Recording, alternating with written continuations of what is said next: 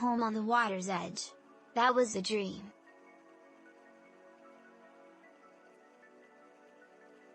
Two and a half years ago, Ignacio Soto could hardly believe his good fortune when he snagged a 3-bedroom waterfront home in Cape Coral for $335. A tropical haven where he could catch snapper from his dock and watch dolphins from his back patio. But last week, after Hurricane Ian barreled into southwest Florida with a biblical surge of ocean surf, the 57-year-old registered nurse was confronting the downside of living just 7 feet above sea level. Murky brown saltwater rushed up into the Cuban immigrant's palm tree-dotted yard, past his wooden dock, filling his solar-heated swimming pool.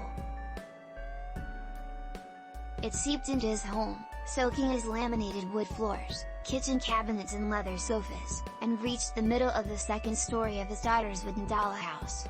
This has never happened before, Soto said as he stepped through his mud-streaked living room to his patio, adding that he plans to rebuild, no matter what he recoups from insurance policies. "Look," he said, pointing to the sparkling water beneath his tattered dock canopy, "you can't think that the water there is gonna rise that high to come over here." But flooding was not unexpected.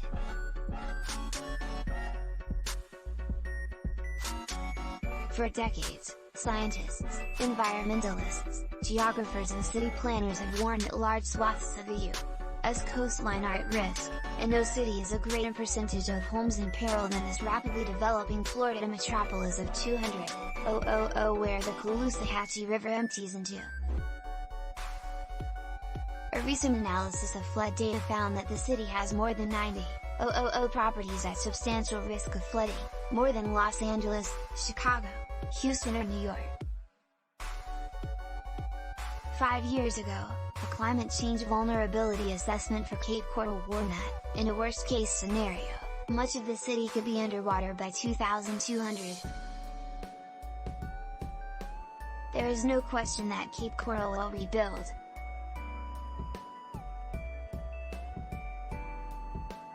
The surge that flooded the city was widespread but not, in most cases, catastrophic enough to raze all the older 1960s and 1970s era homes and force homeowners to obtain permits to put up newer structures higher off the ground. The question, for experts, at least, is whether Cape Coral and other low-lying cities should rebuild in an era of more intense hurricanes, heavier rainfall and rising seas. We know that Category 4 and 5 hurricanes are going to increase and storms are going to be more intense. We know the atmosphere is becoming more moist and storms are going to drop more rain, said Benjamin Kirtman, professor of atmospheric sciences at the University of Miami.